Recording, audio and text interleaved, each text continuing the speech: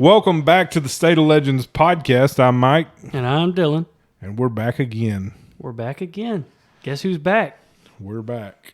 Legends back. Legends. You know what? Speaking of music, I think I've been on a little side tangent here lately. Oh, yeah? Why is Mambo number 5 regarded as such a good song, yet there hasn't been a Mambo number 6?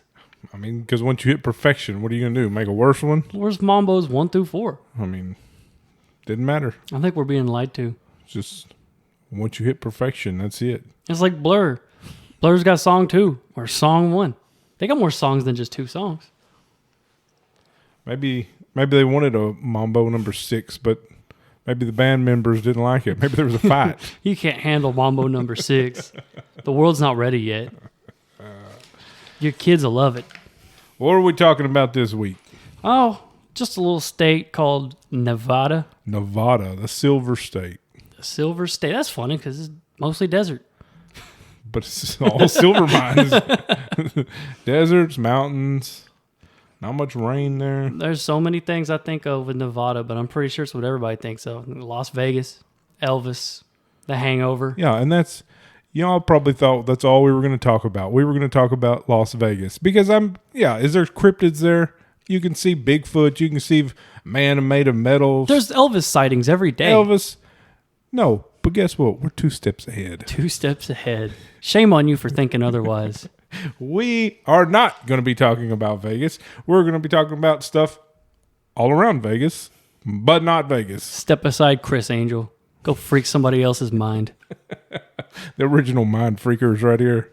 That's right. That's almost what we called our podcast, the Mind Freakers podcast. Mind Freak. Are you ready? I feel like I should spit some water in there.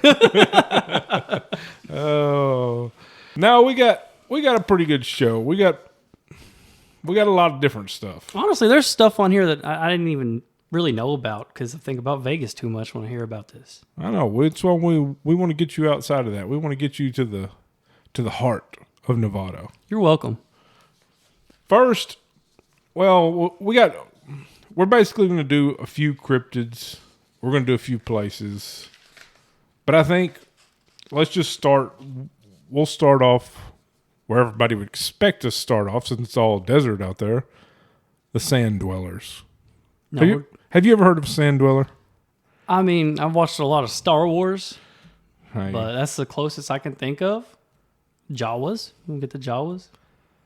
But maybe these are different sand dwellers. We thinking graboids? Graboids. They could be graboids. Hey, they dwell in the sand. No, I when I looked this up, there's so many different descriptions of them. There's some that are basically like dwarfs in the sand. I mean, I assume they're going to be like, they got like trench coats, leather trench coats and goggles when they pop out of there. Jawas.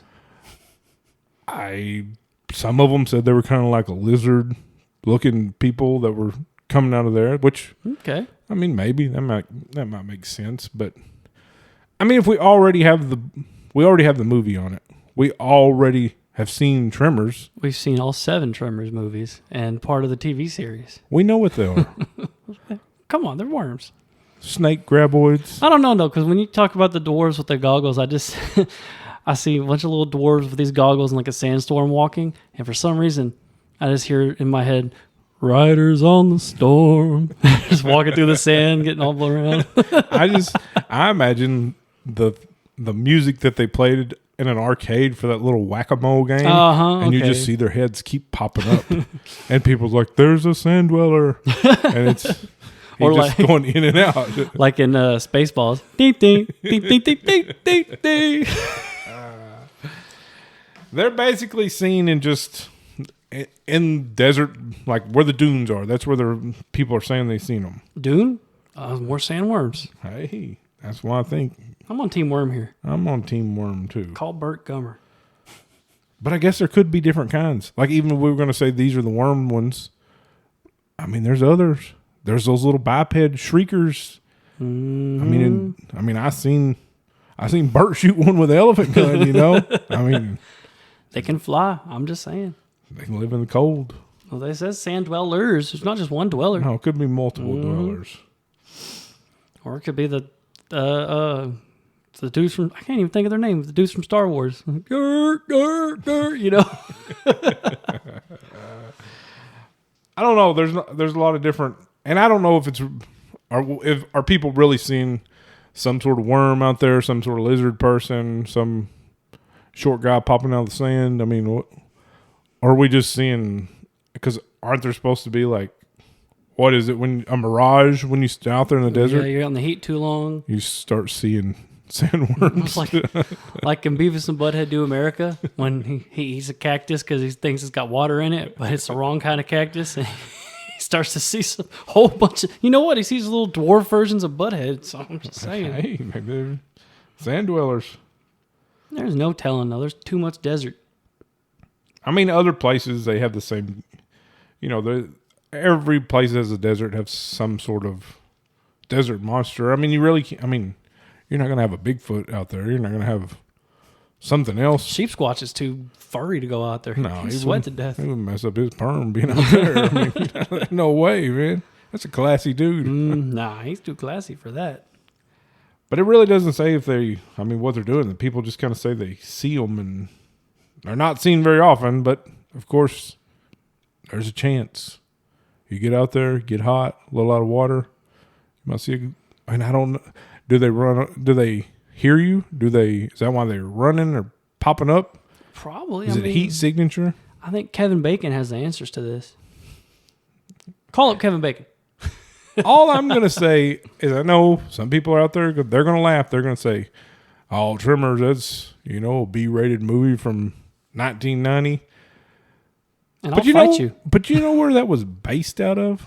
Perfection, Nevada. Perfection. I mean, it's named that. Perfection Valley. Now, hey, let's be real here. It ain't no Bixby. No.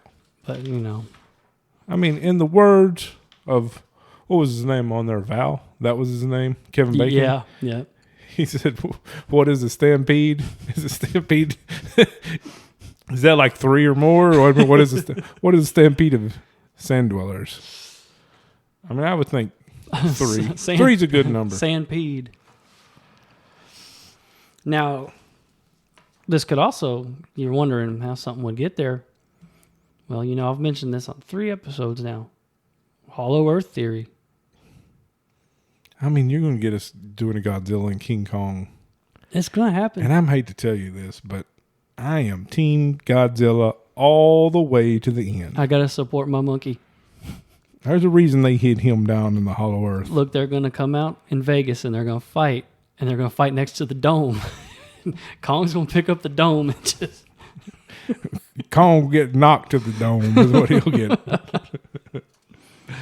No, I do like... I mean, I like some of these more obscure cryptids. I like the idea of a sand dweller. I mean, whether this is, some sort of lizard man that's sneaking out there and jumping up, or if it is a little dwarf guy in a coat, or if it's something else, if it's worms, people see different stuff, it's enough people have seen it to make a story about it. So I just know that I'd rather deal with the graboid than the worms from Dune. Cause, no, I don't know nothing about Dune, but yeah, they're a little friggy looking. Yeah. They just better hope they don't get into the wrong recreation room, as Mr. Burt said. Hey, Reba survived that because she's a survivor. Yeah. Oh, I really don't know what else there is to say about them. It's a cool story. It's neat that they're out there. I mean, I don't really see a lot of evidence for it. I mean, besides the, masterpiece from 1990 Tremors, or actually 1996 Tremors 2 was probably the masterpiece. The electric boogaloo. The graboid boogaloo. Now, it would be kind of cool to be Jawas as well. Bunch of little scrappers. Yeah. Because I always thought their big tank things were really cool, but they just so slow. Maybe they're just like chilling, relaxing out there, and then all these people are driving dune buggies and stuff out there, and it's like, hey, man, you're shaking my house. I'm trying to dwell.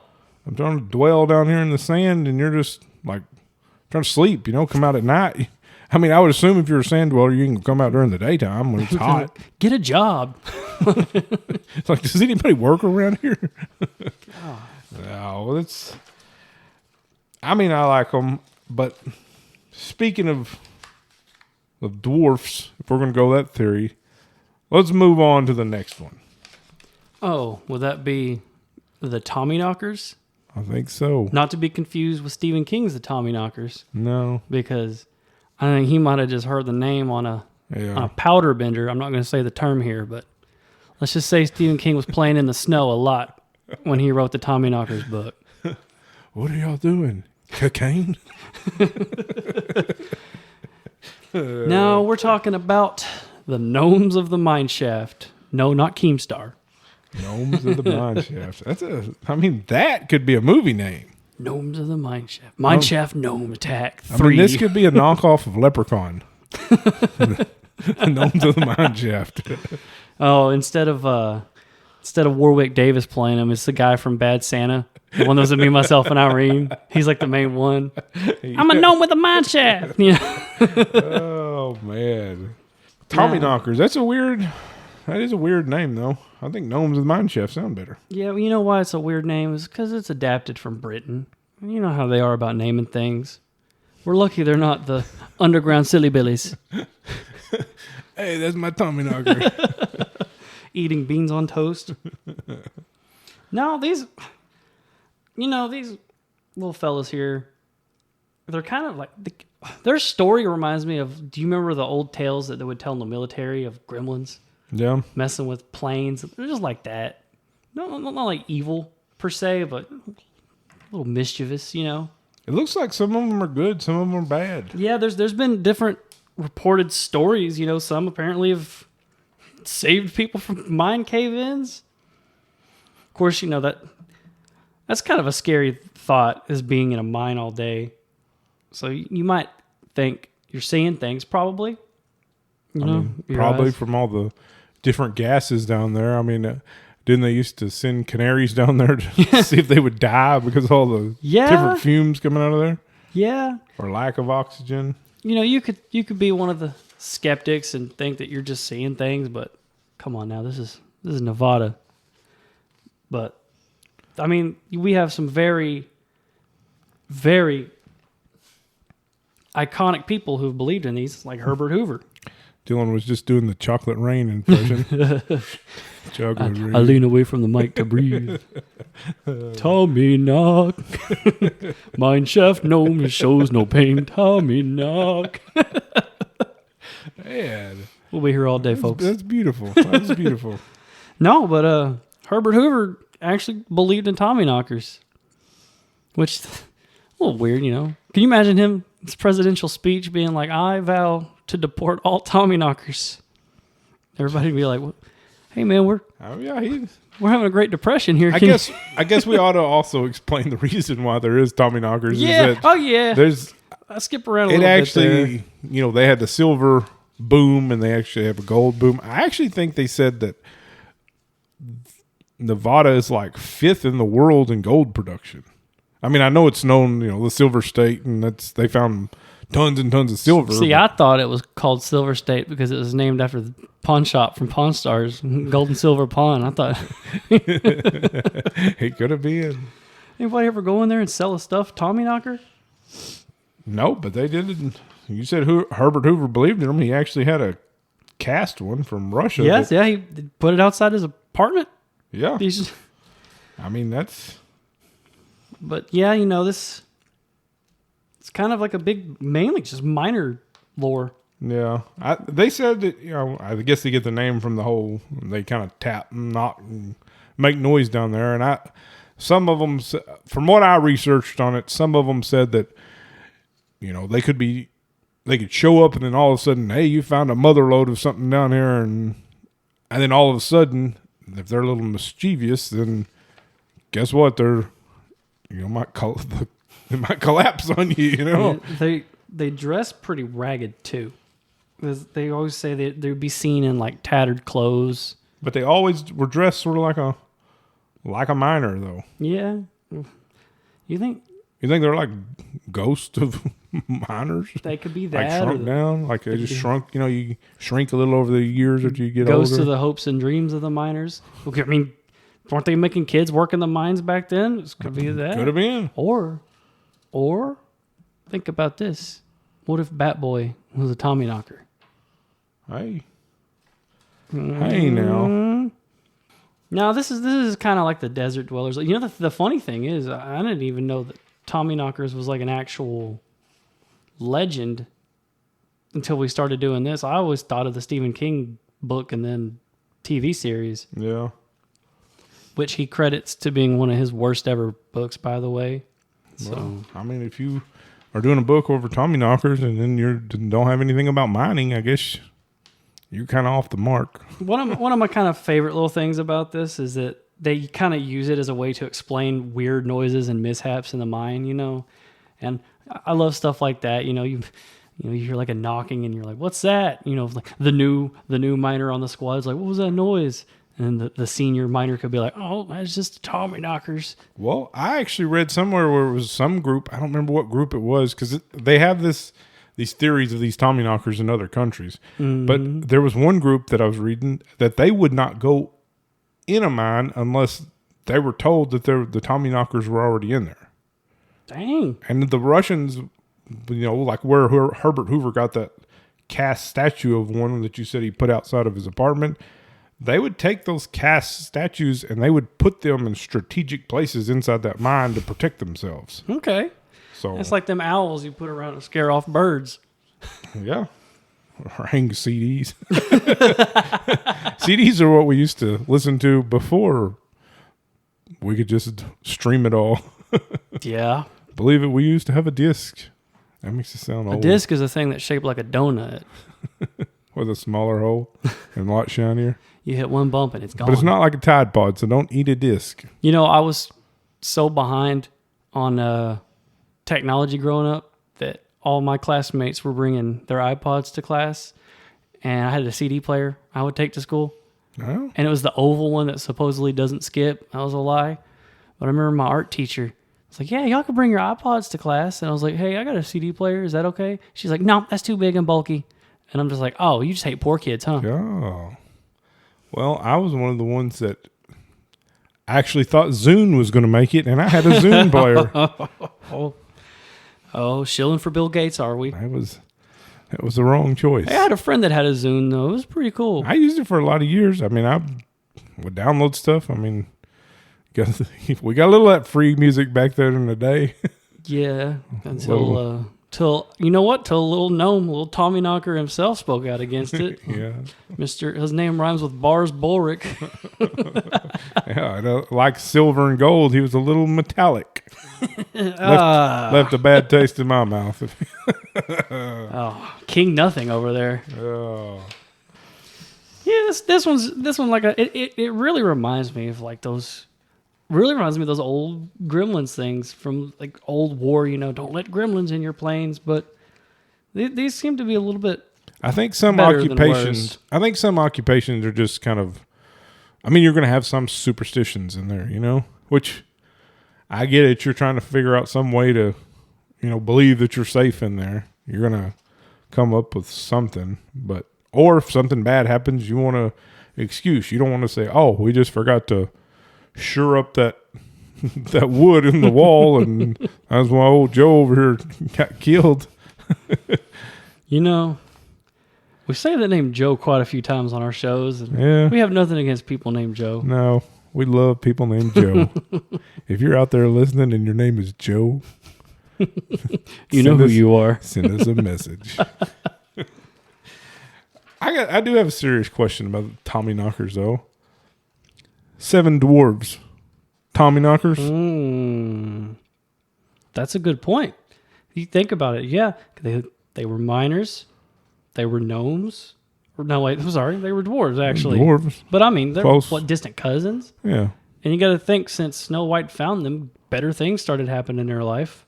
Well, I don't know if did she find them, or did I know we're saying that Tommyknockers they're either doing little good things or mischievous, but I mean, they kind of had this unconscious lady hanging out at their house they found and brought her back, or they. Listen, I think the real Tommy knockers are the friends we made along the way. I think so too. Oh, I like Tommy knockers. I think that's a good one. But I mean, and I know this is funny.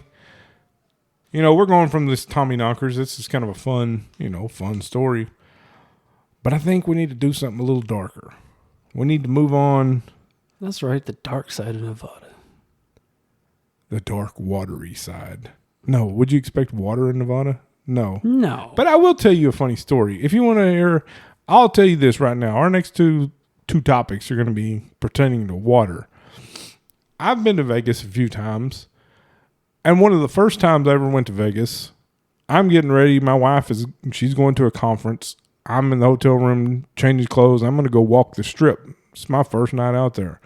Well, as I'm getting ready, I'm about to walk out the door, I start hearing the TV start beeping at you like a weather alert. And I'm like, weather alert?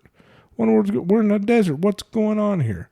So the next thing I know, this news person comes on and he says, warning, up to half an inch of rain.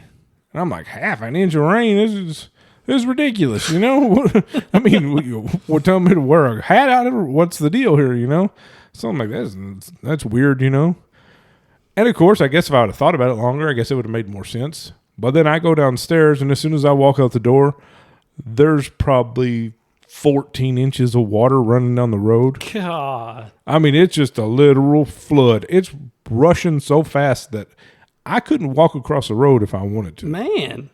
That half inch of rain just came down. And what was good, I guess good and bad, is, we had actually planned that night before she realized she needed to go to, that part of the conference. She was actually going to go, we were going to go to Death Valley. And then if we would have got caught down there in the rain, I don't know. I mean, I guess your car just washed away. You know? Chris Angel would have saved you. Chris Angel, where are you? Your car would be floating. He's like, all right, I'm going to make this car float. He had like a weird Italian accent. I'm going to make this car float. Like, man, I see you over there hanging from them hooks in the back, but that's not helping me. I'm drowning. Put your shirt on and help me. This guy got his shirt off. I'm over here trying to do something. I get you're doing the cool string trick, but I'm drowning over here. Okay, take that nail out of your hand, man. I get it. Call David Blaine, something. Oh, so what you're saying is Vegas can get a little wet. It can. Nevada can get a little wet. I mean, you wouldn't think of water. You want another? Since we're on water, you want me to give you another water fact? What's that? It rains less than 10 inches a year in Nevada. I mean, it's dry. There's no rain there. But without all that water, Vegas consumes so much shrimp that they actually consume more shrimp than the rest of the United States combined. Why is it the Silver City? What do you mean? The Shrimp City. This is Shrimp City. City of Shrimp. Capital of Bubba Gump. I mean, they called it Sin City, but maybe it was just Shrimp City. They just were trying to say shrimp, and they just said it real fast, and they're like, Sin? Oh, shrimp. Shrimp sandwich, shrimp and potatoes. Oh, so now you got your Nevada water facts down. I'm glad we got through that. That was great. Let's move to one of their famous water features, a lake. It's an alpine lake. The water babies of Pyramid Lake. Now, when I was little, getting told you were a water baby wasn't good. They tell you wouldn't. Water baby, you ain't a little different. Well, these aren't good either. Uh-oh. And they were a little different. This lake, 125,000 acres. This is a big lake, 900 feet deep in certain places. But it's super clear. I mean, like all these little alpine lakes up there are not little, but all the alpine, they're just, crystal clear. And it's named Pyramid Lake because it has these, I think it's, how do you say it? Tufa? I was going to say tufa. tufa limestone. It's basically limestone formations. Limestone throwback to Florida. And hey, it all comes back. It's like Kevin Bacon, 6 degrees of separation here. Oh, Trimmers, Kevin Bacon, Pyramid Lake, It's all Limestone, connected. Coral See, Castle. Y'all wondered what we were doing with all these connections. We're Kevin 2 steps Bacon. ahead. Yeah. 2 steps ahead. 6 degrees away or less. But they have these formations. They're all, it's just a big formation. And they, of course, have a huge formation that looks like a pyramid out there in the center of it. That's cool. This was actually this lake was sort of a sacred site for the Paiute tribe. They live there. They fish there. I think there's I don't know how you say the name. It's like a kui or something fish. It looks sort of like a little carp to me, but it's the only place in the world that they live is in this lake. And then they have these cutthroat trout that live there too. Well, if that's the fish's pyramid. Could be. But that's one of the, strange facts of this. But these water babies they have, they're some sort of abomination, I guess is what you'd say. It's just a small, looks like a child sort of size, but then of course it's white, big heads, gaping mouth. I mean, thinking of Bat Boy, Wet Bat Boy. Wet Bat Boy. But Bass Boy. And I know that sounds funny. You think of, our hero down there in the water, Bat Boy. But no, this has got a darker side. I mean, this wasn't just some Bat Boy that popped up in a cave and was like killing Saddam Hussein. No. I mean, the reason that these so-called water babies existed was because they were actually infants that were either premature or had some sort of defect, and the Paiute people threw them into this lake. God, like the Spartans. Exactly. Man. Like there wasn't that guy up there who traded them out, the guy who didn't make it to the lake. No offense to him. But it was bad. I mean, these things are supposed to have, like we said, they're big heads. Of course, they're going to have webbed fingers. If you're going to be stuck in the water and you're a monster, you're going to have some webbed fingers. What was the movie that had the guy in the test tube that had the webbed hands?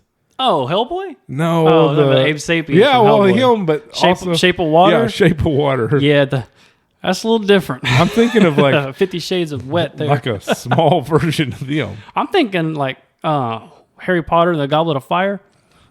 When they have to go underwater to rescue I thought you somebody. just meant Golem with wet fingers and get a little bit of gills behind his ears. It's like Waterworld. Yeah, it's Waterworld. That's what what was the dude from Waterworld? Who was that? The actor. Kevin Costner. Kevin Costner. It was him as a baby. Baby Kevin. No, I'm thinking in Harry Potter and the Goblet of Fire, they got to go rescue somebody underwater. Yeah. And these creatures live under there. And they're like, so.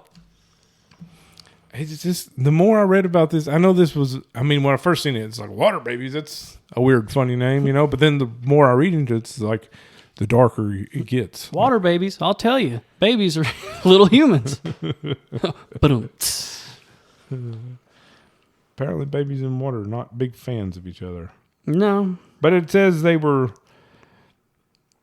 use cries or sounds like, they sound like children, and they basically get people to come over there to the water, and then they yank them in there. I guess it's revenge for all that. Hey, man, I didn't throw you in the water.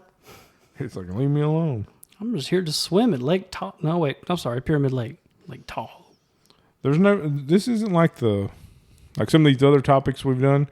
Like, I didn't read anything that said, sometimes they just want to splash you with water and be funny, It's like, now they got bad attitude, They're not happy. I'm back.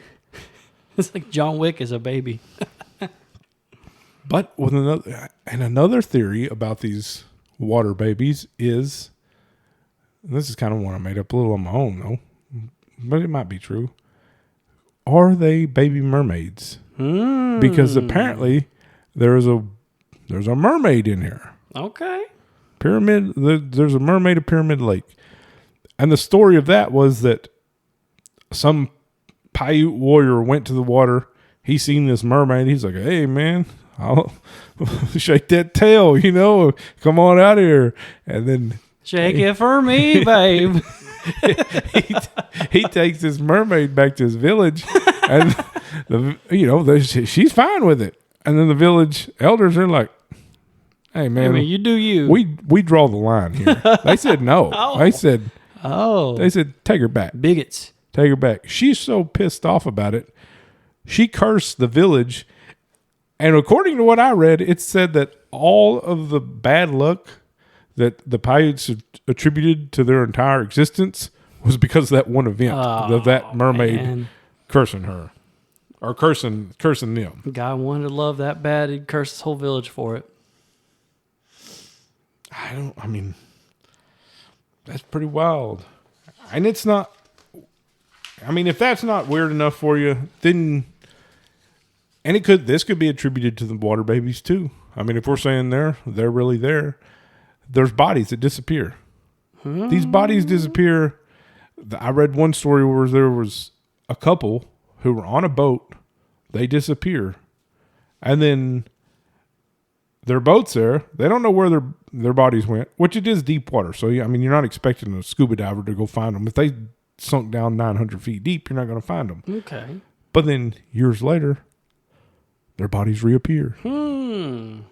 But the issue with that is they're not in Pyramid Lake. There's a river, the Truckee River, that connects Lake Tahoe, that flows from Lake Tahoe down the Truckee River into Pyramid Lake. And these bodies showed up in Lake Tahoe. So they think maybe there's underground caverns. It's some kind of suction that takes them. So what you're saying here is we got underground caverns. We got a weird pyramid structure. We got little creatures. I'm throwing it back to Hollow Earth. I think it's portals. Maybe.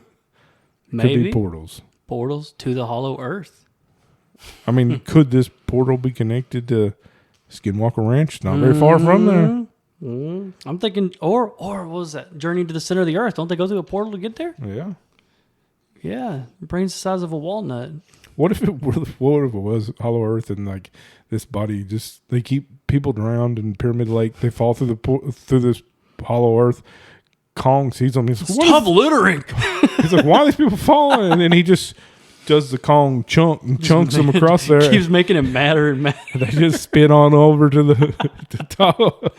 He's getting mad. You just fall down. You're not dead. He's got the power fist now. He might just be punching them out of the. I don't know if they'd be coming up. I guess they'd be coming up instead of down.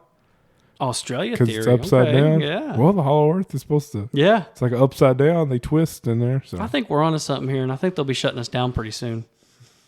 If we come up missing, it's because we discovered the truth. Just know that we're both very happy. We would not harm ourselves. We would not go swimming at Pyramid Lake. We hate swimming. We hate swimming. We work too hard. Don't have time to swim when you got to do all this research. We don't have a young Jamie. All right. No. But I think that, the water babies out. That's a strange one. That's a dark one. Such an unassuming name too. It's like, I know. Oh, water babies, and then you get there and you're like, water babies. Like you think of lilies and little flowers floating on the water, and this little cute cherub-looking thing pops up, and then no, it's like you think of the water, with water people that give water births, you know? And you're like, no, man, no. It sounds this thing will kill you. This sounds like something that would be down at the Boys and Girls Club. The water baby group is where moms take their kids to learn how to swim. We're going to water babies today. I saw that. Have you seen that video? They're teaching infants how to swim, and they have the life preserver around their neck, so their head's just floating up, and they're just having a good time. No, not these. No, they didn't get no preserver. These will tear you limb from limb. That's.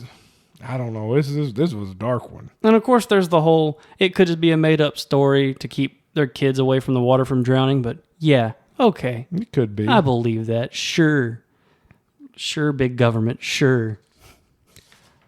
One other weird fact that I did read about the Paiute people. This doesn't really pertain to the water babies, but it was actually the oldest mummy that's found in the United States. was yeah. supposedly. They said they thought it was a Fallon Paiute Shoshone tribe from. I don't know if it means it was a mixture of all of them, but they thought it was a man in his 40s, and he was in Spirit Cave, and is believed to be over 10,000 years old. That's such a cool name. Spirit Cave. That's a place in Skyrim where you get some good loot. That ain't one of the just random dungeons in Skyrim. You go in there and you find something. You probably find a dragon wall. Come on, let's be honest. There's a word of power in Spirit Cave. I've seen somebody show a picture of Fallout 4 and say, I love this Skyrim mod. Did I tell you this is a side tangent here, but we brought it up, and this is our podcast. We do what we want here. When Skyrim was first announced, there was a competition, and if you named your kid Dovahkiin, you would receive a lifetime of Bethesda games. Who knew it was all just new version of Skyrim? So there was a family that did that. They named him Dovahkiin. Dovahkiin. But his middle name was Joe, so he could have an easier thing. Bethesda didn't think anybody would take it seriously, but they honored it. These people have gotten every Bethesda release since then. So they have Skyrim on 360, Xbox on One, the Switch, on your phone. remaster, anniversary edition, VR. Special edition. Skyrim's going to be like Doom, where you can play it on a laptop, not a laptop, a calculator. I mean, and I'd good on you. I'd probably still buy it. I would too, because I own it on about 3 or 4 different things. And I still find new things. Me too. Best game ever? It's up there. It's up there. But I think it's it with the water babies. So what we probably should do is just take a little trip down the Truckee River. Hey, don't change out of your bathing suits yet, folks. We done drowned in this story, and we're popping up in Lake Tahoe. Hey-o. Hopping in my Tahoe. Crack a bottle. What's going on in Tahoe? I bet you didn't know this. You think Scotland is the only place that's got a Loch Ness monster? No. We got one too. We got the Tahoe Tessie. Tahoe Tessie. Which, come on. We got Nessie? No. We got Tessie. Tahoe Tessie. Tessie, it's time to cook. I'm going to tell you right now that the Loch Ness Monster is probably my least favorite cryptid of all time. So an Americanized version might be a breath of fresh air. Or maybe you don't like it because it is the most realistic cryptid. Maybe, or maybe I'm just thinking like I was let down when it was proven to be fake because I thought Jurassic Park had a chance of being real. Hey, I heard weren't they doing DNA trying to clone like woolly mammoths? Woolly mammoths, yeah. Real mammoth DNA. Welcome to Mammoth Park.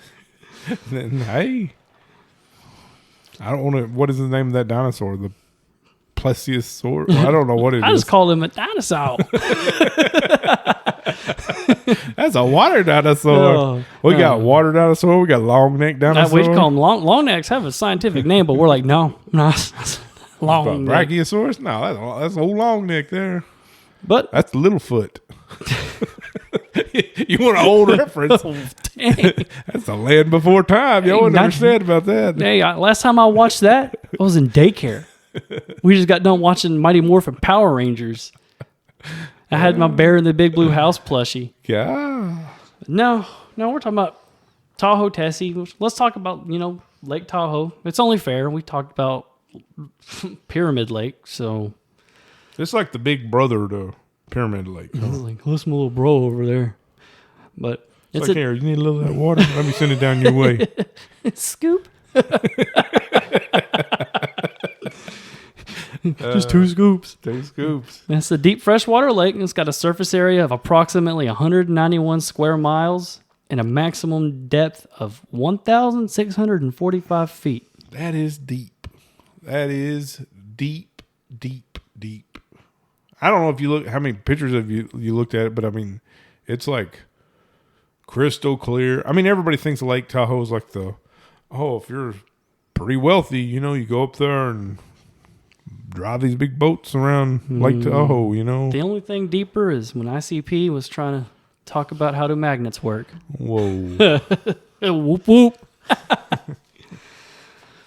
But, you know, yeah, like you were saying, a lot of rich people go here. People go here skiing and hiking. I'm going to guess water skiing. No. Because we've got these clear blue waters. It's a mountain lake, so I guess you could, during the winter, there's probably some skiing around there, like snow skiing. The lakes out here where I grew up, nasty, just doo-doo looking water.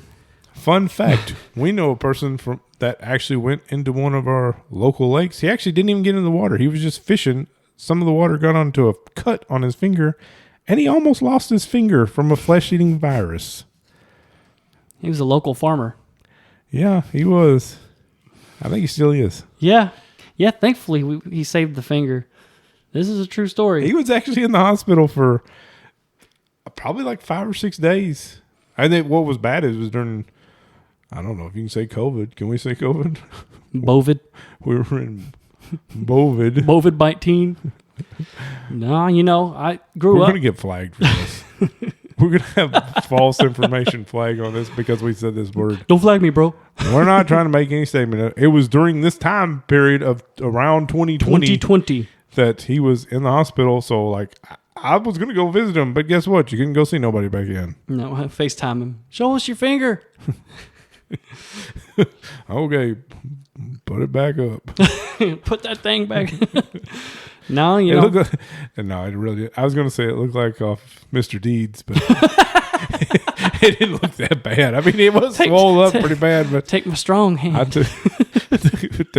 We were using pokers poking it. And, I feel nothing. Why would you do that? He could probably stick it in the Cybertruck hood, and when it closes on him, he can feel it. No, but you know, I grew up swimming in our lakes, and I don't know how I survived. I mean, our lakes were so dirty that I stepped on something as a kid, and I found it. It was a Ninja Turtle toy. Some kid's Ninja Turtle. It's mine now. And it said water babies were all bad. They left that for you. It was a gift from the water babies. The southern water babies. They're a little different. No, but this seems to be a pretty classy place. But if you're going to be classy, you have a classy monster. What's more classy than I mean, is this a big snake, or has it got some fins on there? It's more eel-like. It's large, serpentine, or sometimes eel-like. Sometimes it's reported to be over 20 feet long. It's got a reptilian, or this is weird. Reptilian or amphibious? Which is it? Amphibious. Which is amphibious? It's in the water. You ever seen the movie Over the Hedge? They kept calling the turtle a reptile, and he's like, no, they kept calling him amphibian, and he's like, reptile. But no, this is. I would have guessed that. I mean, I guess I've known about, the Loch Ness Monster my entire life, but I just always assumed it was longer than 20 feet. This is actually kind of, long. The Loch Ness Monster was kind of described as one of the dinosaurs with the fins and the bodies. This is more eel-like than anything. It's like a big old snake. Like a big eel. Big snake, solid snake. A lot of snakes up there in Tahoe is what you're trying to say, huh? A lot of snakes. Whoa, easy. There's snakes up there. If any of those snakes would like to sponsor us, send us a message. Contact stateoflegends.com. Nah.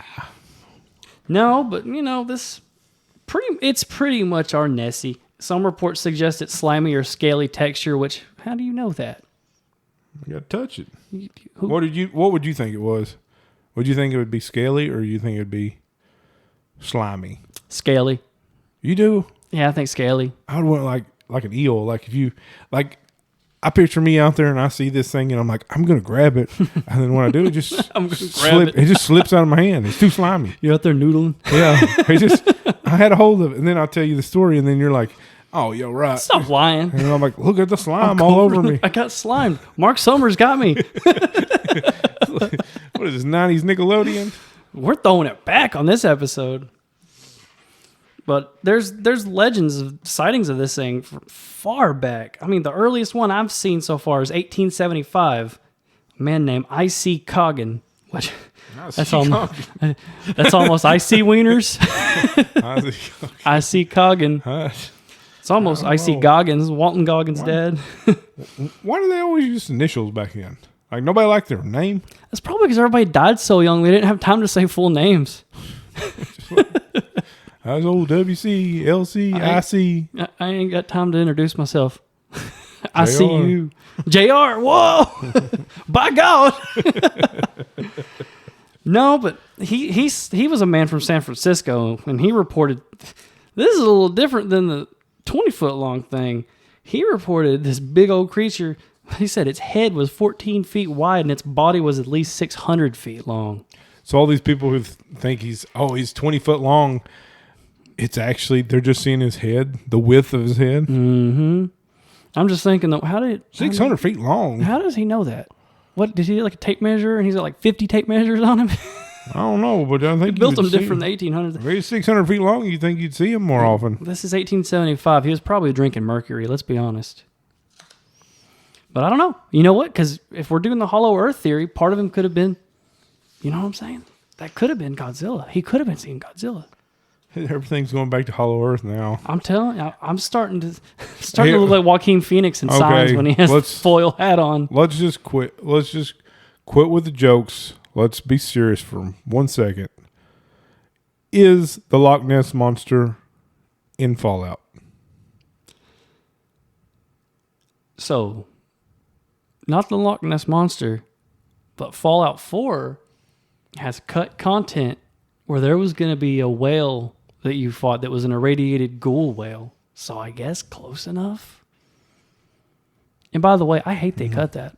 That would have been great. But if we're being real here, if we're going by our rules that we established, no.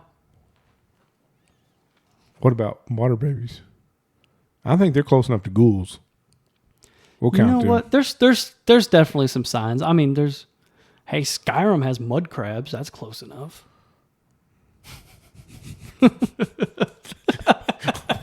Water baby equals mud crab. You know, Mirelurks, it's mud like, crabs. You know, you were just walking around Skyrim and you're like, what's that hitting me? Is that a water baby? That's a freaking mud crab. That's what you're like. You're trying to walk around Pyramid Lake and it's like, who keeps grabbing my ankle, man? Calm down, man.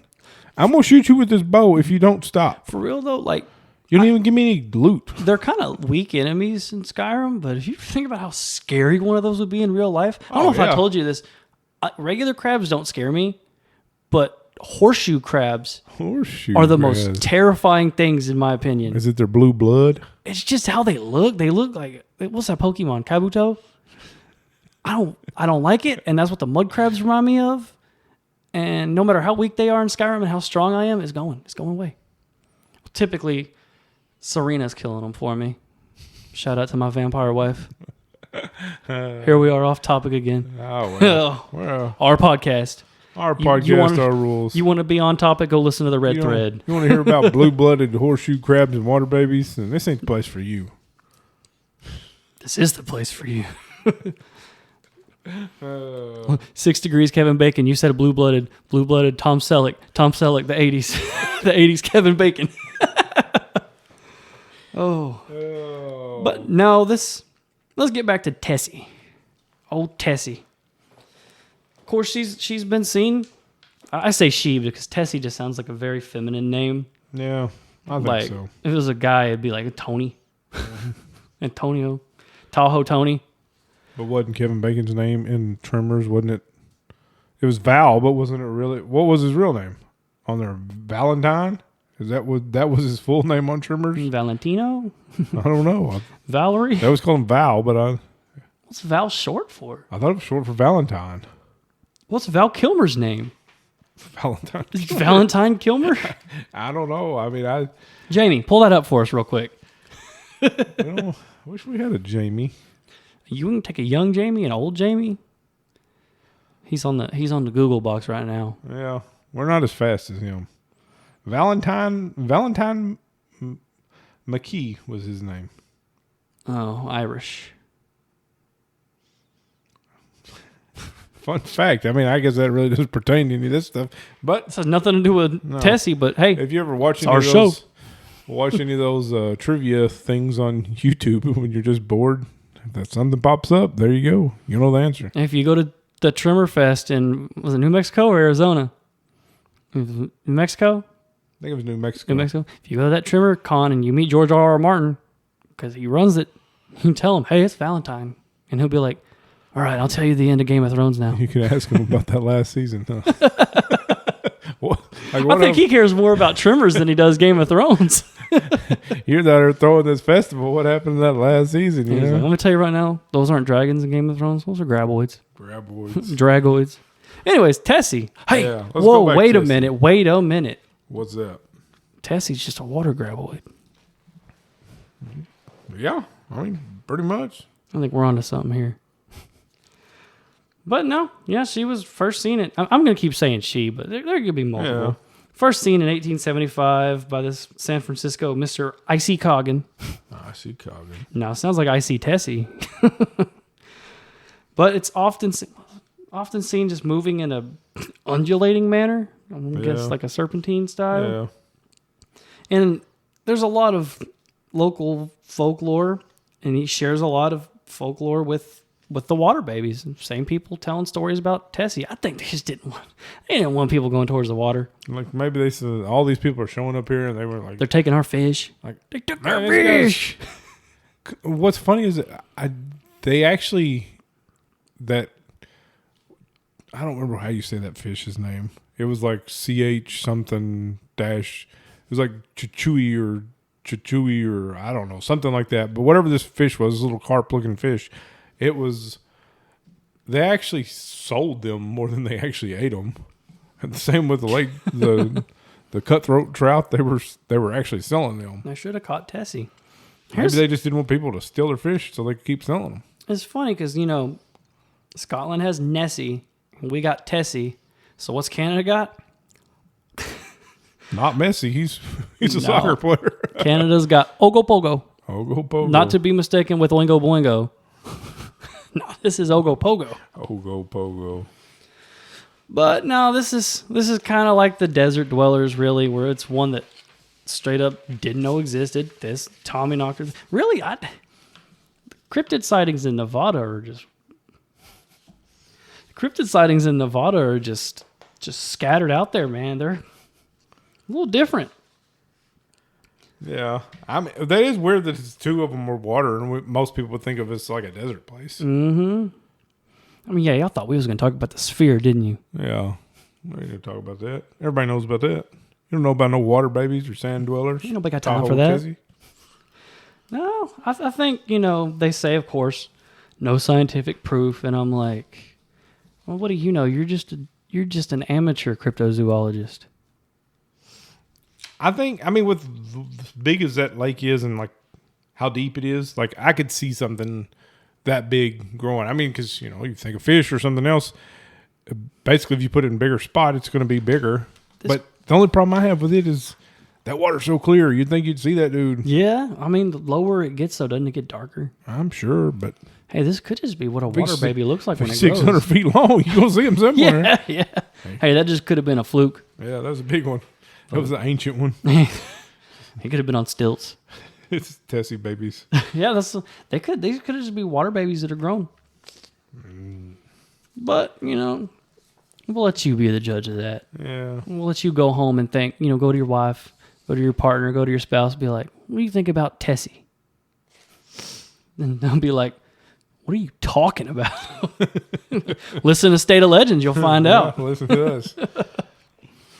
I don't know. I think it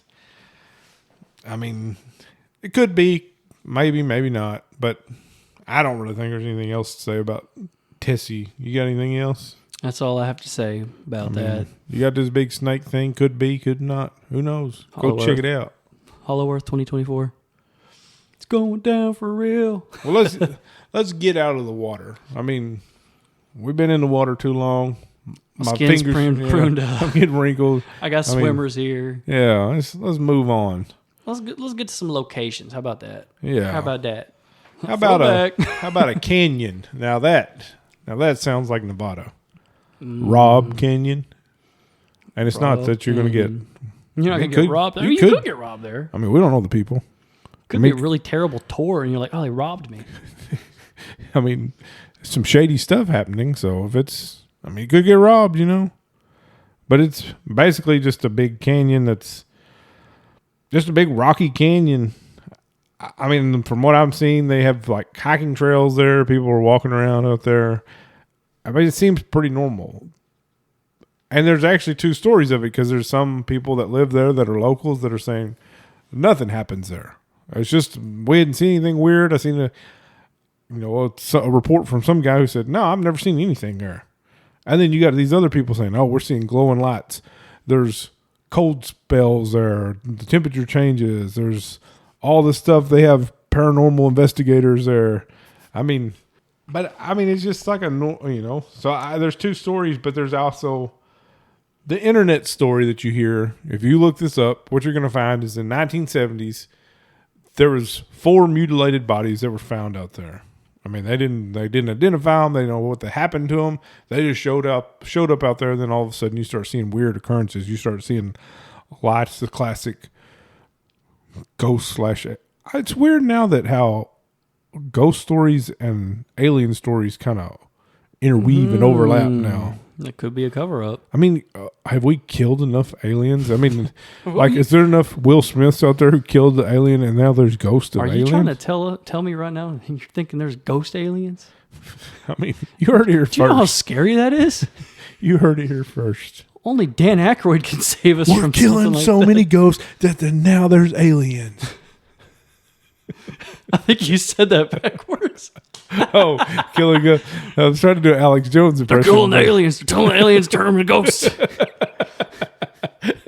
Look it up. You'll find a little truth in there. They're trying to silence me on this one. I've seen it.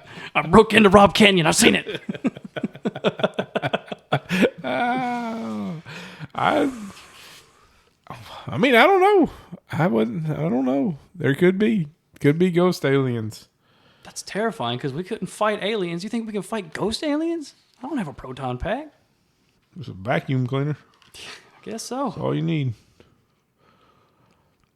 I think I'd prefer if I'm out in a canyon for it to be an alien thing instead of a ghost thing because, the whole ghost thing is typically the place is haunted by a spirit who has unfinished business. How are you going to help a spirit who was killed in a canyon finish his business? I mean, he fell off a rock. I mean, there's nothing you can do. You want me to punch that rock? I don't know why you're so mad. It was like it's just, an accident, man. I mean, don't be so mad at the rock. Go over and punch him. And it's like, I always wondered if we could understand what ghosts say. Because in RuneScape, if you don't have the ghost speak amulet on, all they say is, woo, woo, woo. How come all these ghost stories, we don't ever hear any, the most famous ghost story I can think of is Casper the Friendly Ghost. I mean, nobody's like, hey, I was out there walking and I was like in this canyon, it's super hot, and this ghost come wandered over here with a bottle of water. I don't know, man. And what's funny about this one is that this one's like your classic urban legend. Like everybody says the same thing. These mutilated bodies found, but then when you actually go back and you look and you say, okay, where's the police reports? There should be something there. There's nothing. There's no police reports, no reports of bodies, nothing happening. The cops were paid off by the ghosts. And there's mafia ghosts out there, and they're like, we didn't dump the bodies. What murders? I mean, I don't know. The freakiest thing to me is like the disembodied voices, because, I used to go camping a lot, but a canyon, just imagine you're trying to do like the echo thing. You're like, hello, hello, hello. And then you hear back, I'm going to kill you. You're just like. It's like I was just trying to say hi, man. Calm down. Chill. Disembodied voices, whispering voices, distant cries, footsteps echoing through the canyon. I mean, that could just be somebody else was walking over there. Stepped on a thorn. Distant cries. I mean, I get it. Maybe you just don't like hiking. I want to go to McDonald's. Why did we come here instead of Disney World? Why did they cancel the McRib? McRib. I want to see Tahoe Tessie. There's also the sudden drops in temperatures. Yeah. Which that's a common ghost thing. That's a ghost thing. Temperature's going to change. I mean, it could just be the wind blowing through there. Don't touch my thermostat. What if there's a ghost dad? Ghost dad. Ghost dad's like, who changed this? And it's not like That's the ghost of somebody's dad. No, that's just Ghost Dad. Just Ghost Dad. He's got a tucked in flannel shirt. Like He's got the really high socks. Like the other ghosts there in that canyon, they're like, man, it's super hot in here. Let's turn this down a Don't little do bit. that. Don't do that. And then he finds out. That's why it's just flashes, because it's just like, who turned that down? He knows. He could be at work at his other canyon, and he's like, I know somebody just turned that down. You're costing me so many ghost bucks. You're robbing me. That's why it's called Robb Canyon. Exactly. The ghost thermostat prices are too high. Yeah. I mean, there's not much more to say about that. I like throwing in little urban legends like that because, I mean, that is urban legend. There's a lot of them that are just stories that everybody says, but it's when you get to researching a little bit, I don't know. We're not the podcast that debunks this stuff. No. We're just telling you. We're not even an educational podcast. No, we're telling you where some of this stuff is. So if you were going to go on vacation, say you were going to go to Vegas, say, like last year it was the Super Bowl. We're at the Super Bowl. Maybe we didn't get tickets, so let's just go check out Robb Canyon and the Water Babies. Hey, Mike and Dylan sent me, and then the Robb Canyon guys are like, "Oh." Use code Mike and Dylan to get 5% off your ticket to Robb Canyon. Use code SOL15 right now. See where that gets you. Well, you said, mad about the McRibs being earlier. Speaking of that, let's go to Whiskey Pete's. Whiskey Pete. Because I read that this place had a McDonald's inside this hotel. You know what? I'm not going to finish that because I don't know if they'll sue. So they don't need no money. You seen them prizes? I've seen what Grimace does to people. At least what his shake does. Speaking of that, I watched a deep dive on Grimace. His milkshake don't bring the boys to the yard. You know that Grimace is technically, at one point, it was a taste bud. Taste bud. Look like a swollen up water baby. Hey. Hey. The ball pit in McDonald's leads to the hollow earth. He looks like a Goomba off of Mario that just like got stung by a bunch of bees. He's like purple and swelled up.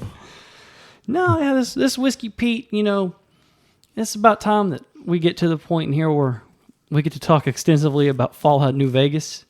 Yeah, y'all wondered when we were going to get to that. Here it is. Because we talked about Skyrim before we talked about New Vegas. Yeah. This one's in Prim, which, by the way, y'all, Prim is a real town. Prim ain't made up. No. Prim's real. It was in Fallout. Of course it's real. We've established this. We've established this fact. If it was in Fallout, it was real. Exactly. We're going to have to make like some kind of timeline to chronicle what's in Fallout and what's not in Fallout. Elvis was in Fallout. Elvis was real. But, this is on the California-Nevada border along I-15. There's just a little, kind of like a roadside hotel and casino, but wasn't like tiny or nothing. It's not like, it's not like it's the butcher shop from Texas Chainsaw Massacre. No. This is just a real place. And Whiskey Pete himself, he was an outlaw, or this is like outlaw or gambler.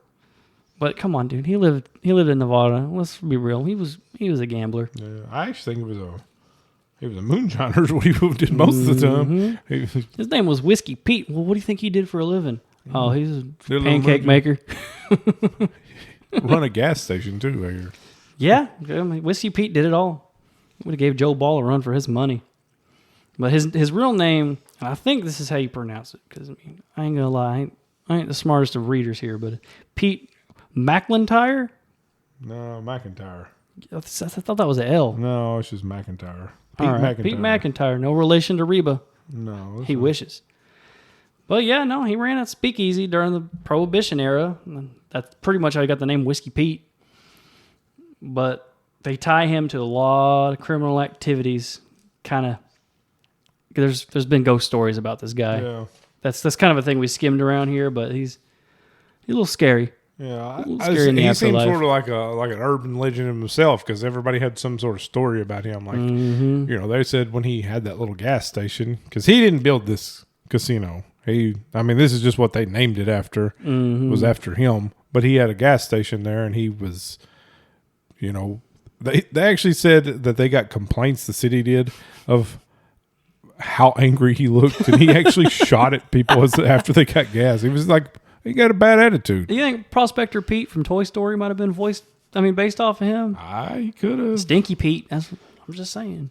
But no, he was just mean as it could get, bootlegger, which, that's kind of in itself as American as you can get, is the whole bootlegging stories. But basically, yada yada, he did all the Duke Boys stuff. I think he more or less made it though, right? He made it more than he ran it. Yeah, like I think he was making it, like in a cave around there. But he was doing this all around was Prohibition era, so 30s and 40s, just the good old days of water had lead in it, But this poor old Whiskey Pete though, like so many of people of his ilk, passed away. But this is the craziest thing I've seen about Whiskey Pete. He requested to be buried standing up while holding a bottle of his own bootleg so that he could, quote, watch over the area. And I know we said watch over the area is what we wrote down here, but one of the stories that I've seen, it was a little more colorful than that. To see those SOBs going by is what I read somebody said. I mean... Oh, I could hear that from a Whiskey Pete. Oh. Whiskey Pete, take my mind. Buried standing up. But they said this is what I read. He was in a 10-gallon hat with 2 pistols on his side with a bottle of his whiskey in there. This is Cotton Eye Joe. When I hear Cotton Eye Joe, I think of guys that look like this. This is Yosemite Sam. Root tootin' SOB. Now, here's something a little funny for depending on your sense of humor, I guess. His unmarked grave was dug up by complete accident because the workers are trying to build a bridge connecting Whiskey Pete's to Buffalo Bill's, another casino on the other side of I-15, which it's not to be confused with, you're about size 14. It's not that Buffalo Bill. It's not the football team. We're not put the lotion in the basket. No, this is a little better. But, yeah, they accidentally dug him up. It's a little boo-boo there. I heard when they hit it, the excavator hit it, his skull rolled out of there. He still had a scowl on his face. They said that that they thought it would debunk the myth because apparently they didn't find all that stuff. They said he had a little tuft of hair left on his head. He had his dentures and a few buttons were missing off his shirt. I mean, wasn't this the glorious story we heard before, I'd like to believe Whiskey Pete as the American folk legend he was. He's the Johnny Appleseed of the West. What I think that is that sounds like the government trying to shut down an American hero. Wouldn't be the first time. They did it with Bat Boy. He won the war in Iraq for them, and what does he get? Nothing. Maybe Whiskey Pete's more of a anti-hero. They're ruining all the heroes. They're making our heroes gone. We're gonna get flagged for Coleman Alex Jones. If you hear this podcast, consider yourself lucky that it's even got posted. Parody, y'all. This is a parody. But no, they allegedly relocated him to one of his old moonshine caves, where he rests to this day. I mean, that makes sense. But put him somewhere he loves. But yeah, they built this hotel and casino in 1977, which is well over 40 years since Mr. Pete left this earthly realm. But it was built by Ernest J. Prim of Prim fame. Not to be confused with Prim Slim from Fallout New Vegas. Could be Prim Slim. And of course, the casino underwent different renovations like they all do. They got to have the McDonald's in there. Which, hey, you're gambling and you're like, I want to test my luck and get a double Big Mac. That's for the pudgy conscious gambler there. Mm-hmm. Like, I could go get some expensive shrimp cocktail because we're in Las Vegas or Nevada, but hey. Fun fact, McDonald's. Though, if you spend enough money on gambling, you can eat basically for free the whole time you're gambling.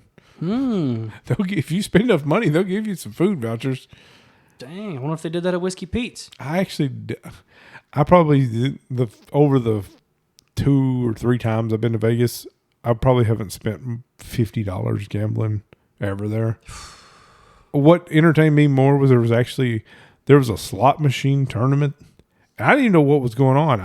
All I was doing was putting in like $20 in a machine. And then I'd won a little bit. I would cash it out, and then I would just go to the next casino, and I was just doing it just basically to walk the strip. And then I stop in the store, and I'll tell you the real reason that I haven't, me personally, I haven't drank any like sodas in probably 7 years. But back then, I used to drink like Dr. Pepper all the time. Well, when I went downstairs, if you went to the gift store to buy a Dr. Pepper, it was like $7. Oh. But then I went over there and was just being curious, playing a machine, not spending hardly any money. This lady walks by, hey, want a drink? I said, yeah, I'll take a Dr. Pepper. And she's like, okay. She come back, gave me one. I said, how much? She's like, oh, no, they're free. Dang. And then I was like, ding, ding, ding. Instead of me paying $7, I'm going to walk around pretending like I'm gambling and I'm going to drink Dr. Peppers for free. Oh, you was running the old Dr. Pepper run. But then when I got to that slot machine tournament, these people, there's probably 30 people in there, and they are just pushing this button on this machine as fast as it will go. I don't still to this day, I don't even know what's going on.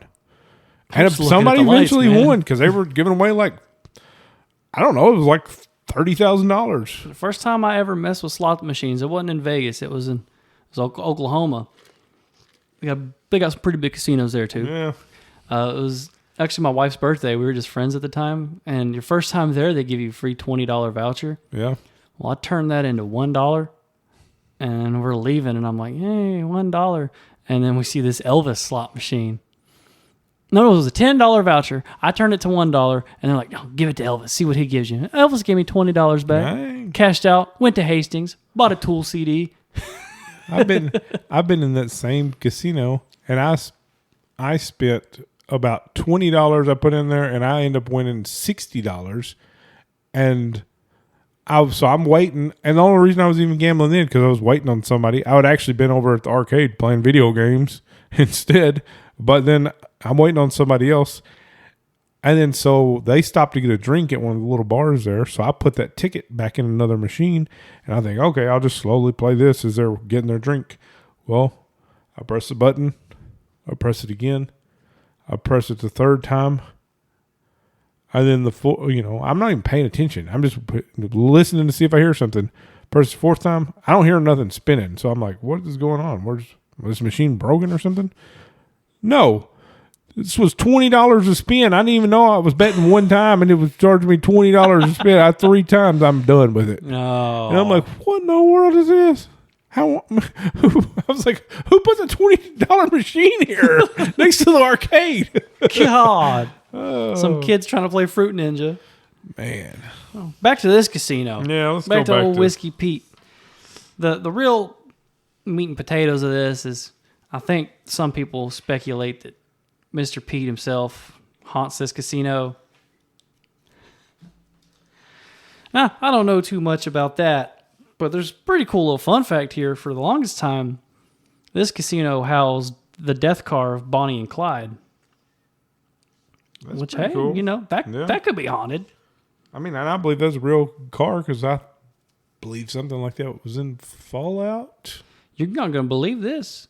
They changed their name in Fallout. Maybe some witness protection in case, they fake their deaths to, for the Hollow Earth theory. But hey, that's for something later. In Fallout, they were known as Vicky and Vance. Vicky and Vance. And the casino was called Vicky and Vance Casino. And that car was in there too. And you go to Prim in Fallout New Vegas. Typically, people go there right after they start the game and leave Goodsprings. Yeah. Because it's just easier, But everything is there. Everything's in Fallout, so it's real. And so this whole thing here saying there's no concrete historical evidence about ghostly occurrences, yeah, okay, I don't believe you. But yeah, this is just it's a cool little location in Nevada. Yeah.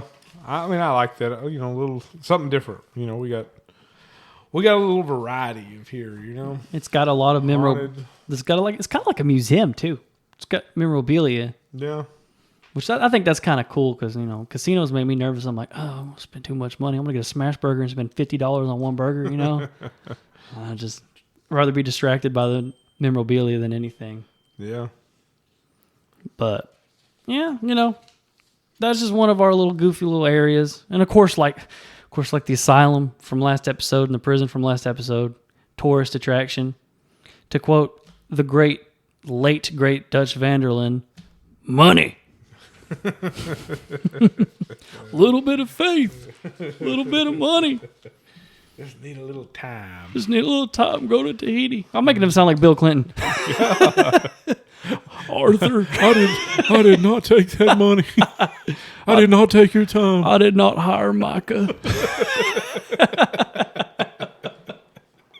Oh, man. I hate you, Micah Bell. Oh. Well, you got a pretty cool location for us here? I got one. I mean, this is a pretty famous location. I think everybody...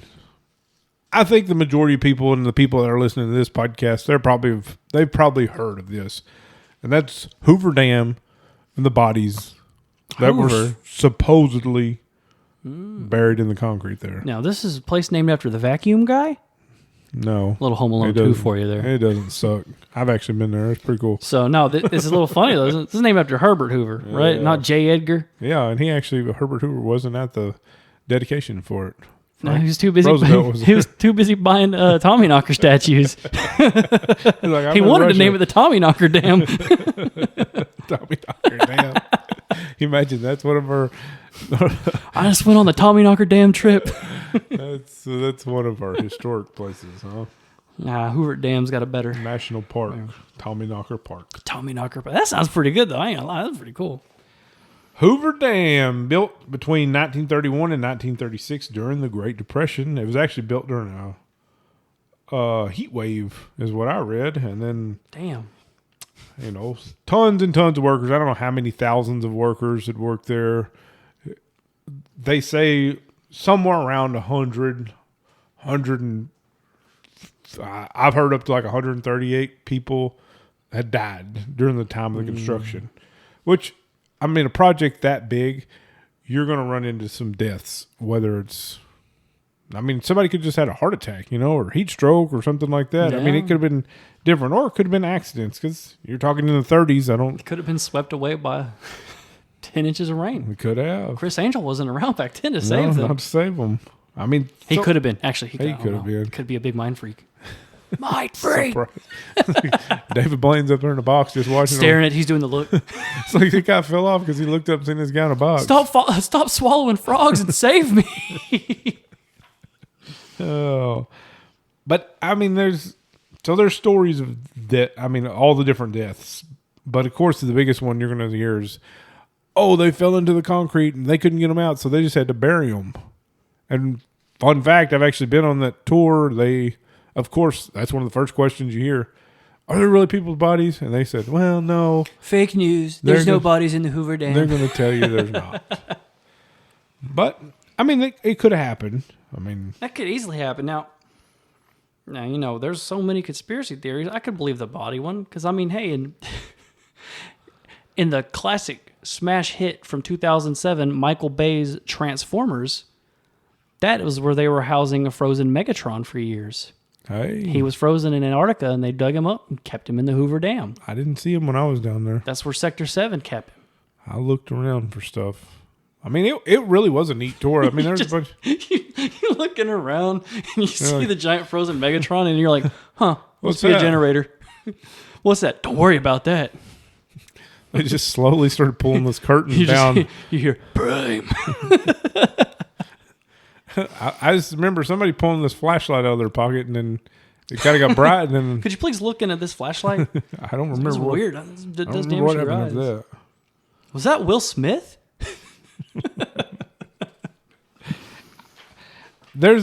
I think the biggest reason that you get this is because of how much concrete that was actually used there. Logically, it could make sense. If something fell in there, they're using so much concrete that, it'd be easy for something to fall in there. It happened in Die Hard 2. I don't remember how many, it was over 6 million tons of concrete or something like that. But, just to put it into, where you could understand how much concrete it was, they said that if you had a highway was built, a 2-lane highway that was 16 foot across, it could go, the amount of concrete they used in Hoover Dam would go from San Francisco to New York. That's how much concrete is in there. The Hoover Dam's the reason that New Vegas has so much power. That's why the war was fought between the NCR and Caesar's Legion. Yeah. And if you choose the Legion, you just got some problems. I'm going to tell you right now. You choose the Legion, you got some issues. And you know what? I'm going to say it. Joshua Graham, he ain't even that cool. Yeah. Yeah. Man. That's right. I didn't see any of this secret stuff. You know, we had some notes down here about false work sections and all this other stuff. The courts are going to take you we see a bunch of big pipes and stuff, and I mean, it looks cool.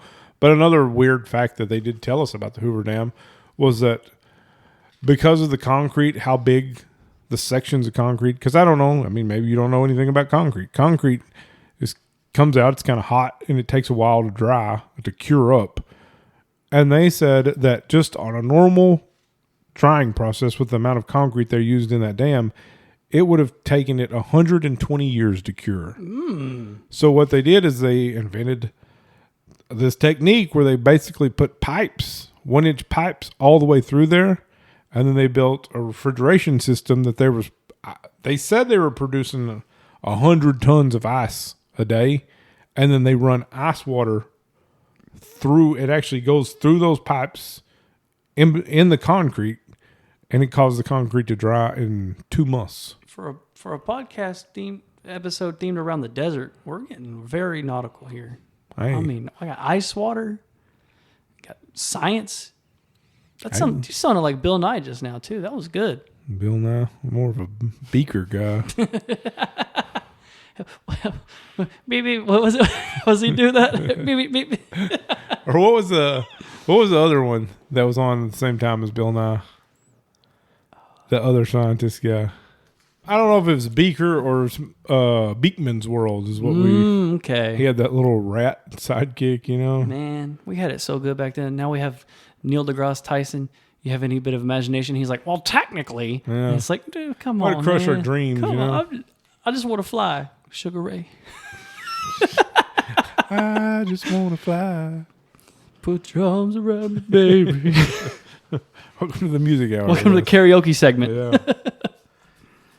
But, I mean, that is a pretty neat... I could really see the bodies in the concrete thing, because you hear about it when buildings are being built. It's an urban legend. It's as old as time.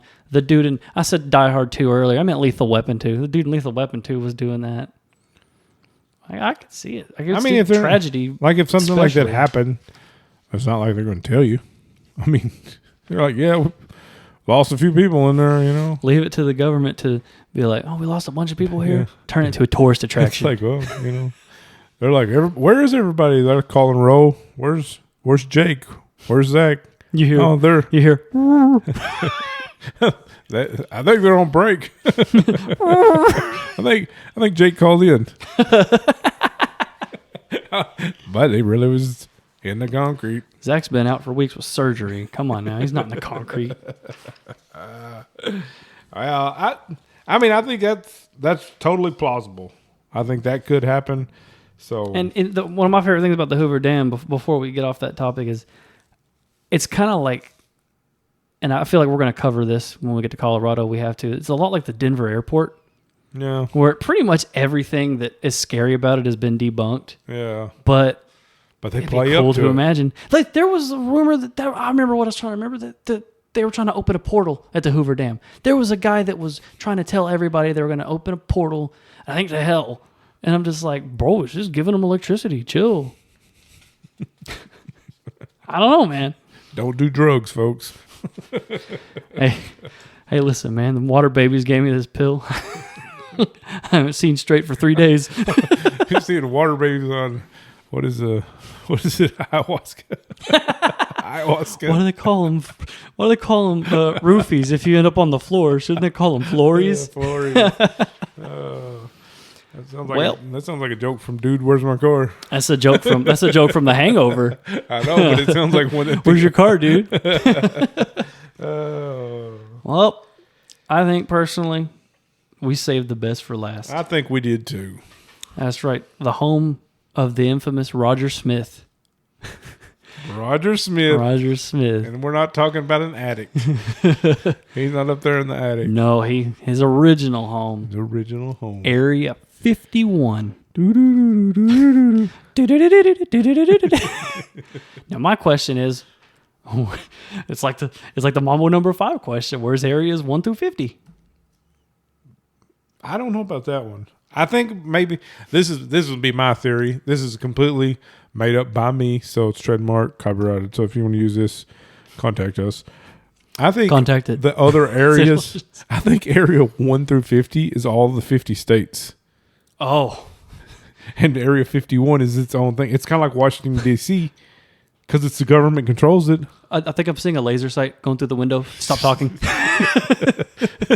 Duck, where? That's just a theory. So I've heard. I heard it. This guy named Kenny told me that. Oh my God. No, this is, everybody knows what Area 51 is, I feel like. Whether you've heard of it in movies, whether you were one of the people on the date of September 19th of 2019 who wanted to rush Area 51. I mean, I was practicing my Naruto run, so I was listen ready. to the theme song. I always loved that idea of, because they were filming Jackass Forever. Picture Johnny Knoxville with the whole crowd. Ha! I'm Johnny Knoxville. Welcome to Jackass. And they're storming Area 51. Even they knew it was a bad idea. Yeah, they didn't even do it. Nothing really came from that. No. But, the quote unquote, this isn't a visual medium. I'm doing the air quotes with my fingers. Official thing here. It's a military testing site. They test missiles out on Groom Lake, which is the Salt Lake. They make experimental aircraft. But okay, where are you getting the plans for some experimental aircrafts, huh? But that wasn't the first test site. Mm-mm. Like, it was a test site, but it was for atomic bombs. Like nuclear bombs that they were testing. I mean, I don't want to take you back to Hollow Earth, but if it wasn't for Area 51, there's no Godzilla. No, yeah. Godzilla's like, that testing led to somewhere. Okay, and this is off topic. Was it near Area 51? Not like itself, but I'm talking about like Groom Lake, the salt fields area. It was a nuclear testing site where they filmed John Wayne's last movie, the Genghis Khan movie. Oh, yeah. And it's pretty much the reason he died. Because everybody that worked on that movie was told, hey, it's safe. The radiation's gone. It's safe. Then everybody that worked on that died of cancer. That's wild. They said that they actually did. It kind of turned into tourism, all that testing, that they would actually say, oh, come check this out. You might get to see a mushroom cloud. And they were testing. They were basically blowing up one bomb every 3 weeks out there. Yeah, I think you can watch footage of it still. They said they gave them, the Las Vegas residents, they gave them 2 weeks notice that was going to happen. And they said they were pretty pissed off like when it first, and then after they seen it, they thought, hey, it's not too bad, We can make money off of this. Put some slot machines out there. If you win, a nuke drops. Hey, jackpot. Anything to gamble. But you know what they are against gambling out there? You know what they don't have in Nevada? What's that? They don't have a lottery. Really? They don't like the competition. Okay, but in Fallout New Vegas, Caesar's Legion had a lottery. Well, they don't have a state lottery. That guy would come up to me every day. Guess who won the lottery? They don't have one in Vegas. They don't have one in Nevada because they do not want the competition. Of course not. That the real stuff, quote unquote, real stuff that was developed at Area 51 was pretty cool, actually. It was pretty significant. We have the U-2 spy plane, not to be confused with, the band U2. The one where you open your phone on iTunes and starts playing it every single time you get into a car? I didn't buy this. I didn't want this. I've deleted it 12 times. Why does it keep coming back? They built the SR-71 Blackbird, which I think is one of the coolest airplane designs ever. I mean, it's so good that X-Men use it. Come on now. It's so good that Jetfire and the smash hit 2009's Transformers Revenge of the Fallen, Jetfire was a Blackbird. I mean, they got... And that's where they develop, our stealth technologies, like our stealth bombers. Those planes that are shaped like Doritos. But you know what those planes always reminded me of? UFOs. It's exactly what they look like. And it's like, especially now since all the TV shows they used to have or movies, they were like, oh, they're round. You know, we always thought of just a disc, and then now that was a lie. we got peel shaped. We got all kinds of different shapes. Mm-hmm. And I'm just saying that plane comes out and it makes the most horrifying sound ever, and it's shaped like that. Come on, they didn't have some guy draw that. You know, we found that. We found that. We stole that. I mean, there's so much here at Area 51 to just make me believe that it's more than just a experimental airplane building site. I mean, we've got whistleblowers, all kinds of whistleblowers. We know a pretty famous whistleblower from there. I think he's been on Joe Rogan a few time or two. Quite a bit, Mr. Bob Lazar. Bob Lazar. And you know, I think he's one of the most credible people that have told stories like that because he hasn't changed it once. But then there's a lot of people don't think he's very credible because they said that they couldn't find records of him going to MIT or Caltech or even working there. Oh yeah, it's almost like the government covered it up. Government. He said he was re-engineering alien aircraft, wasn't he? Yeah. I think he said something about a spherical pill-shaped thing. Yeah, there was some kind of propulsion thing that they said they were working on, or they were trying to figure out how it worked to put in their own aircraft. It's just crazy that you can watch so many YouTube videos of people just approaching the fence itself, and those guys are on it. It makes you. I mean, I understand if it really was where we're developing all this secret technology. I understand the security. Keeping you out for that, yeah. But it's like, but what inspired the secret technology? I don't know. What all of a sudden we have stealth technology? Like, why do you get to stay so far away? Why is it connected to aliens? Like, and it's not even just that kind of conspiracy. I mean, there's conspiracies that the moon landing was filmed there. Stanley Kubrick filmed the moon landing there. Watch the flag.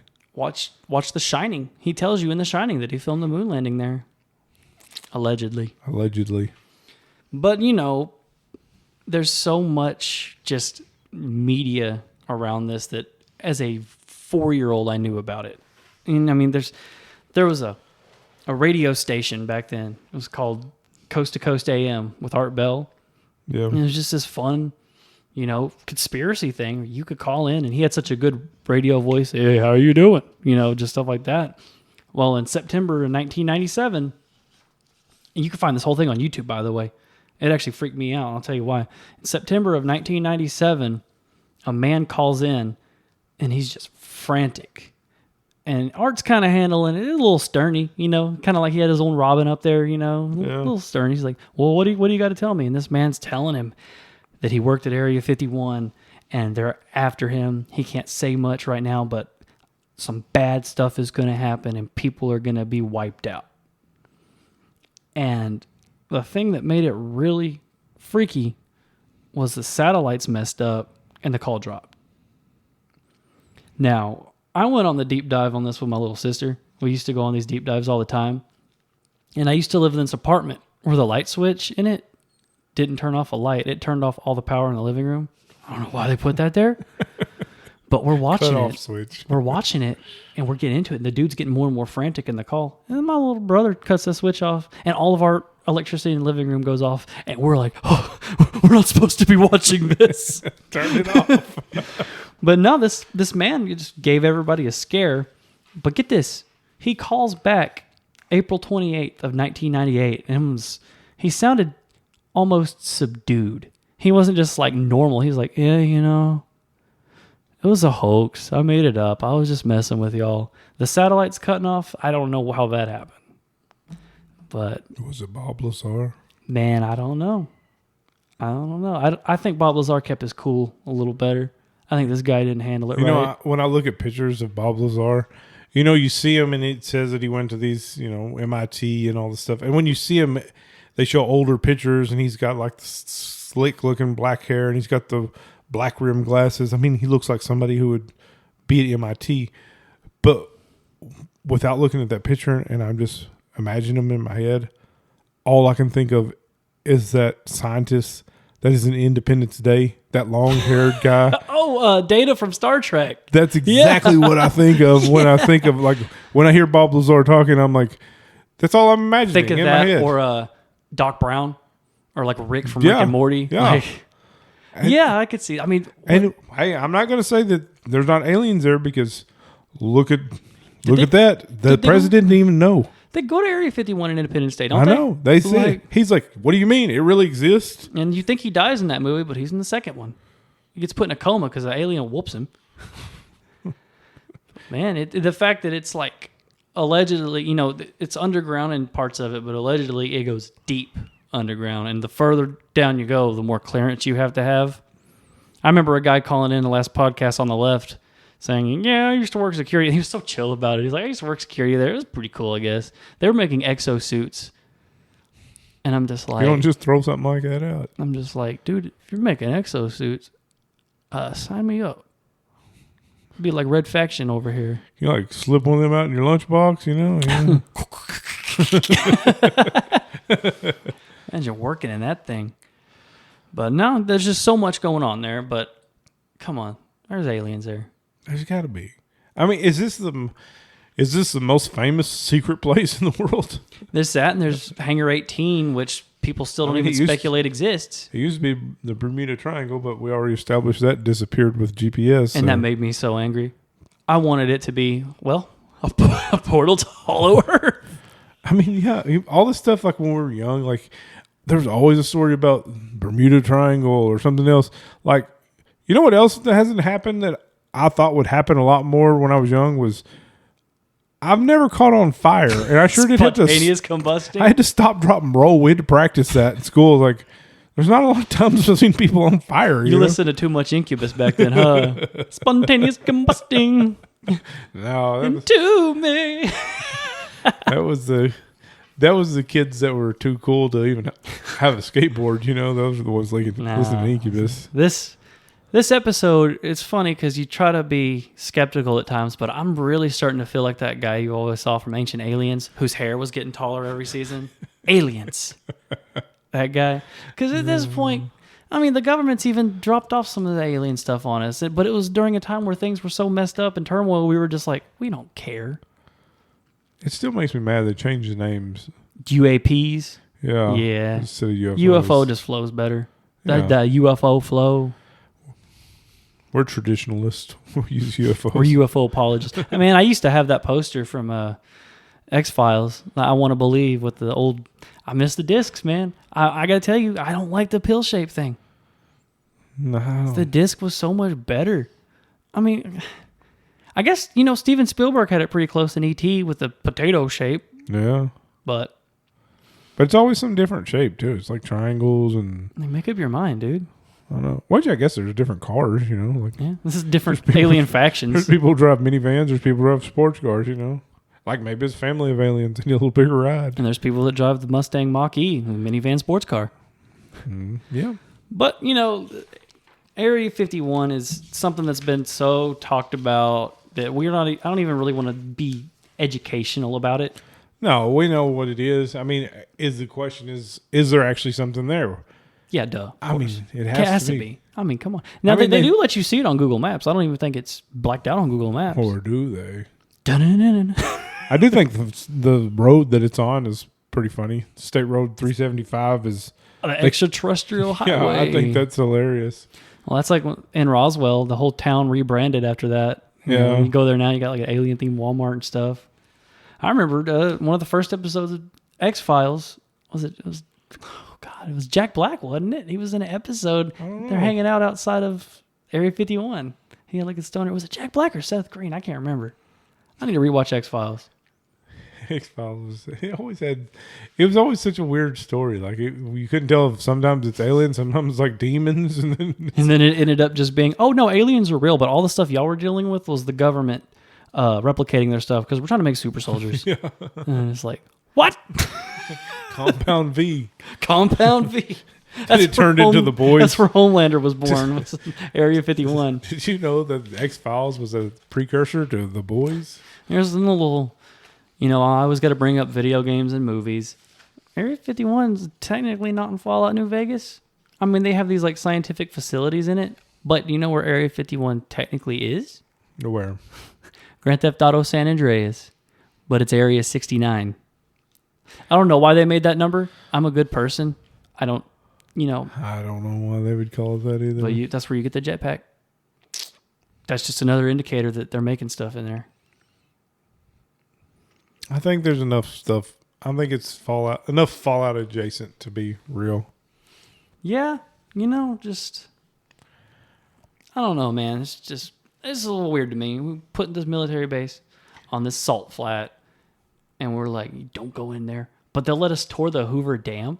What if somebody goes to tour the Hoover Dam and they have some ill intentions? Huh? I'm just saying. It's probably because we just found out about it. It's kind of like our last episode.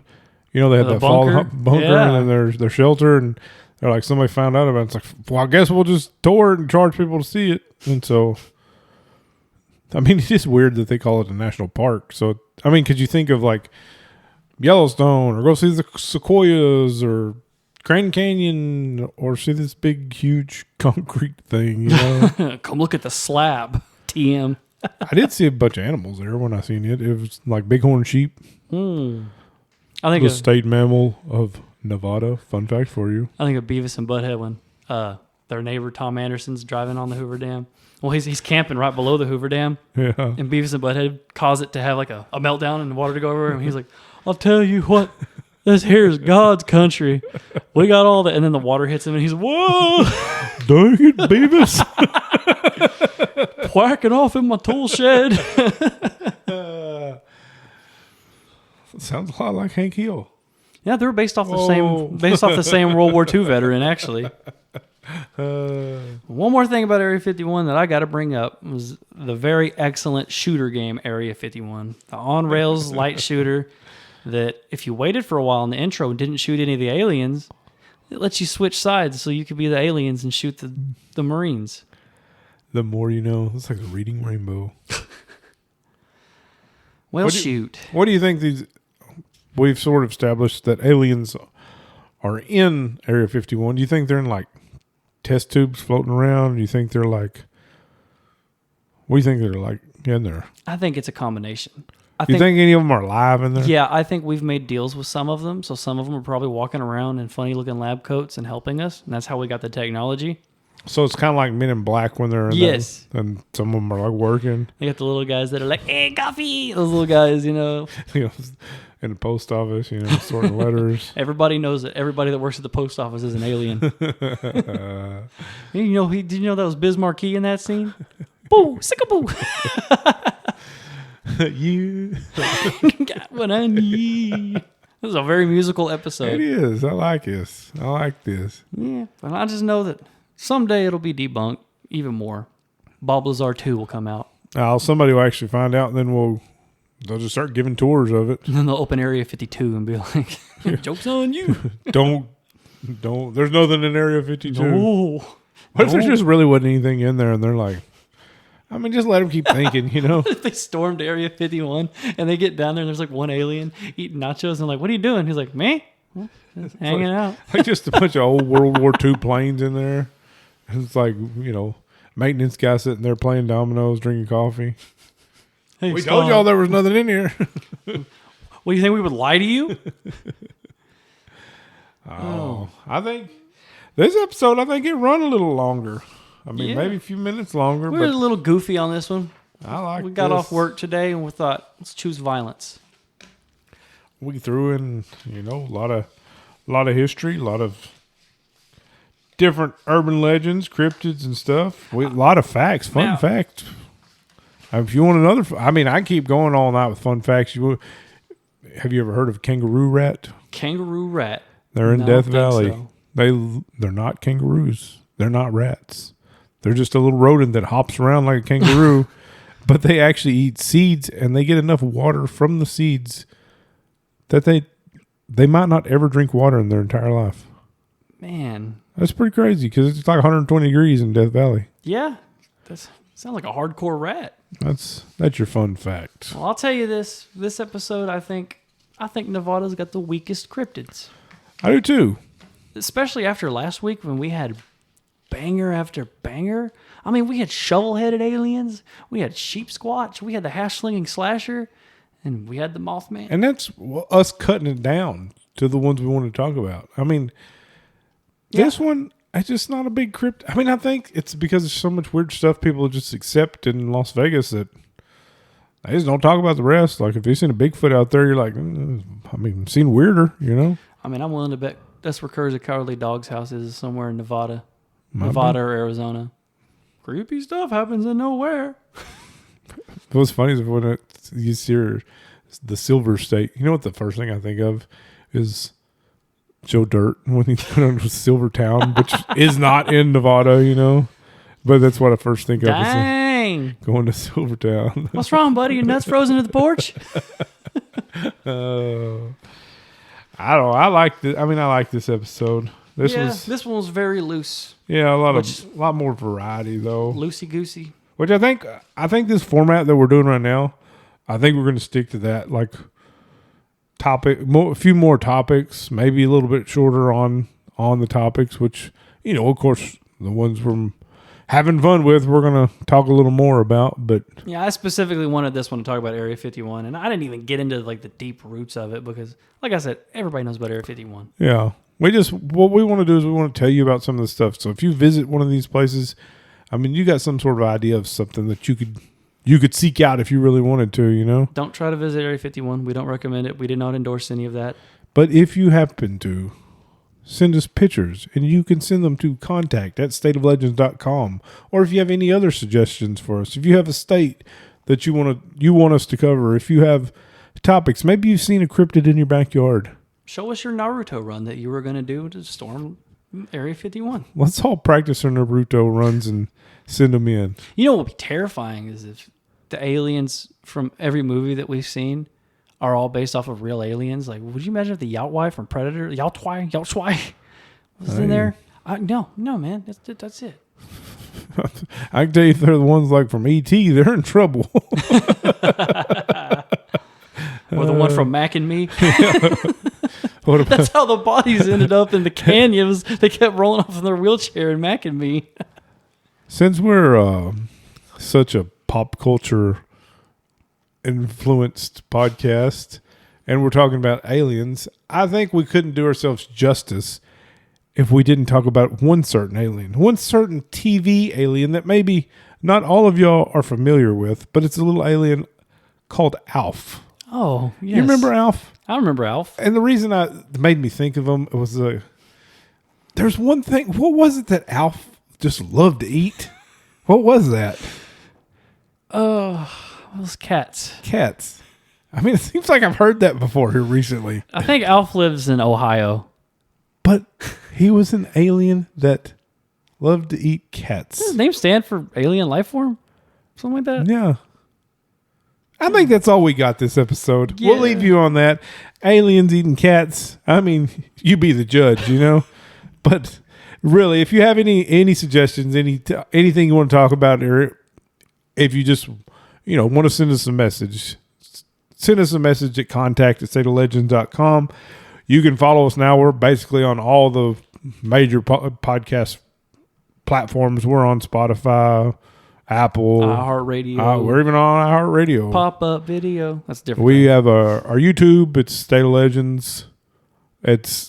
We don't have video. We're actually just audio, but we have the video in there. You can listen on YouTube Music. There's two versions on YouTube. There's the one that's going to be strictly for the music, but then there's going to be versions where I'm going to put pictures of what we're talking about in and stuff until we start doing video. Yeah, we hadn't done that. We're new to this. It's something we wanted to try, so we're taking baby steps. But taking a road trip.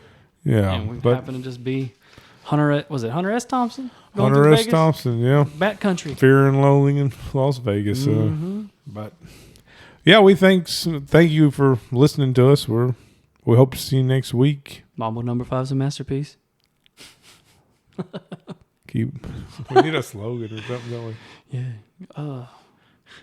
Enjoy the ride. Yeah. We'll see you next week. A little bit of Monica in my life.